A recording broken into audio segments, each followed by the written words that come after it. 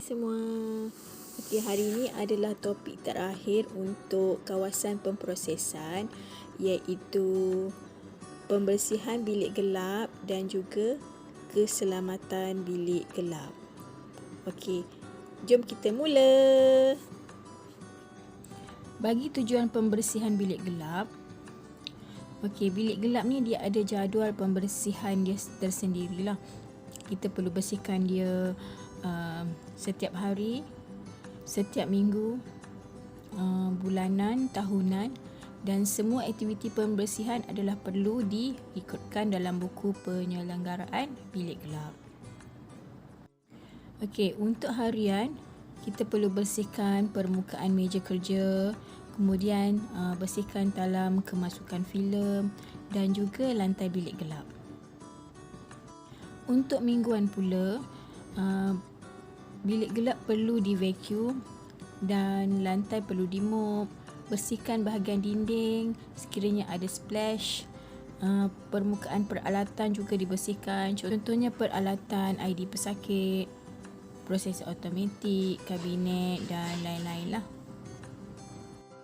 Manakala bulanan pula, vacuum pada shielding bilik gelap, lap dinding, hopper dan hash serta kemas semua barang-barangan di dalam bilik gelap. Manakala untuk tahunan adalah perlu buat pembersihan secara keseluruhan, periksa penuras lampu selamat adakah retak.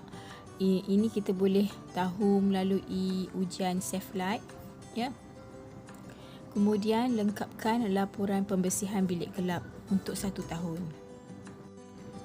Okay, next adalah yang terakhir, ya, kesihatan dan keselamatan di kawasan pemprosesan. Ia meliputi kebakaran, kebocoran radiasi dan juga kebocoran cahaya putih.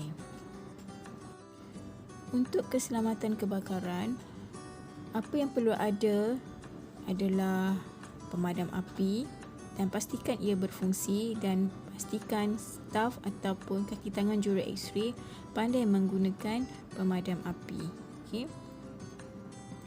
Seterusnya, di bilik gelap pastikan ada pengasan asap. Okey, pastikan ia berfungsi. Okey, terdapat amaran jangan merokok. Okey. Dan perlu melakukan pemeriksaan litar elektrik berjadual dan terdapat label exit kecemasan. Okey. Untuk perlindungan sinaran pula, perlu ada ujian filem pemonitoran TLD di bilik gelap. Okey. Dinding bilik gelap perlulah dinding batu bata 25 hingga 50 cm tebal atau 2.0 mm setara plumber. Okey.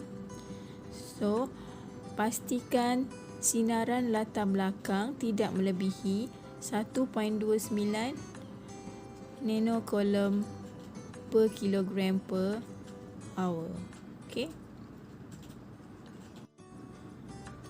Okey, untuk kebocoran cahaya putih yang boleh menyebabkan kabut filem, jadi kita kena pastikan hopper adalah tidak bocor, satu, dan hopper perlu berkait pancar dengan lampu putih dan juga pintu.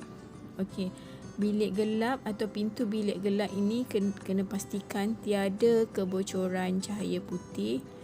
Okey, contohnya macam di tepi-tepi pintu, di engsel, okey, di kawasan pemegang pintu. Kadang-kadang ada yang longgar dan boleh menyebabkan terdapat kebocoran cahaya di situ. Okay. Bagi kesilapan petugas pula, contohnya petugas tertekan suis cahaya putih semasa pengendalian filem, atau terlupa nak kunci pintu dan ada staf yang masuk tanpa sengaja, membuka pintu tanpa sengaja dan sebagainya. Okay. Kemudian perlu lakukan ujian berjadual, ujian kebocoran cahaya putih, ya. Okey. berakhir sudah topik kawasan pemprosesan. Maka untuk next kuliah kita dah masuk ke topik yang baru ya. Okey, itu saja. Bye bye. Terima kasih.